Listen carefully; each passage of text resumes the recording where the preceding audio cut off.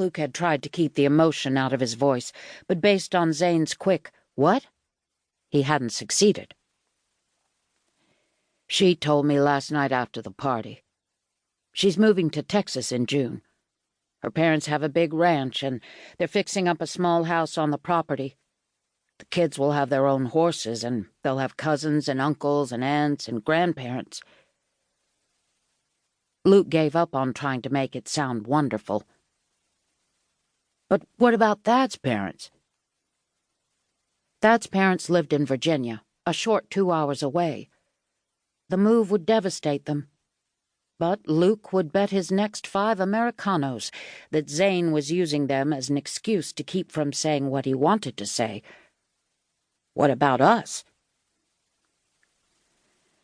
She didn't say much about them other than that they were supporting her decision and she hoped we would as well. Like they had a choice. "Is this about the woman in the car?" Zane spat the words. Thad loved his wife and kids, and he was not having an affair. Luke repeated the phrase that had become his own personal mantra. "There is an explanation." Zane held up his hands in surrender. "Man, you don't have to convince me. I'm asking if we need to convince Rose." Luke didn't say anything for a quarter of a mile as they continued around the lake loop.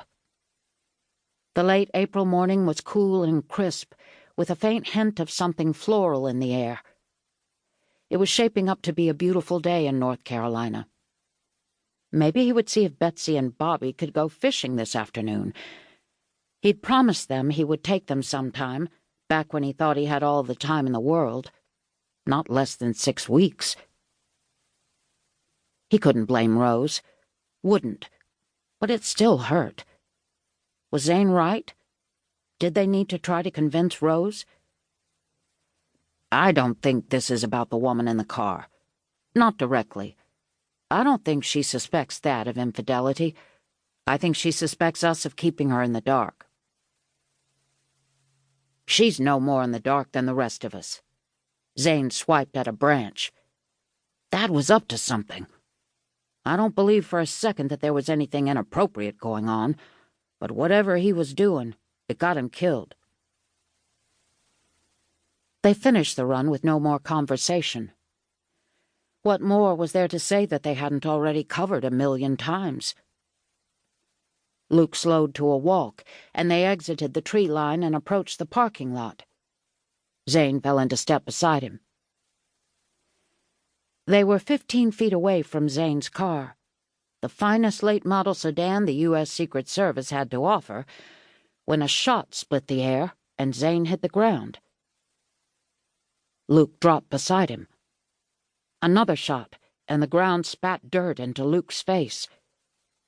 He strained to hear something, anything, that would give him a clue as to the shooter's location, but his ears throbbed with the sound of his own heartbeat, nothing else. "Zane!" Luke hissed. Zane stirred beside him. Relief flooded through Luke.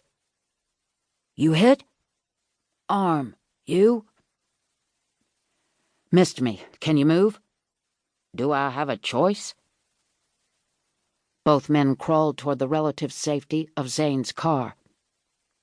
2 more shots peppered their path, and the distinctive scent of burnt gunpowder infiltrated the morning haze. A 3rd shot left Luke's leg burning like someone had branded him. But after the next shot, Zane dropped to his chest and didn't move. Luke gave up all attempts at staying low. He grabbed Zane under the arms and dragged him behind his car, leaving a trail of blood to mark their progress. Another crack split the air, and the toe of Zane's running shoe disintegrated before Luke's eyes. Luke made sure Zane was completely hidden by the vehicle before he stopped and eased Zane's body to the ground. "Stay with me, buddy. Hang in there." Luke twisted his wrist, tapped his watch until the phone keypad appeared, and dialed 911. Zane mumbled something Luke didn't catch. While he waited for the call to go through, he patted Zane.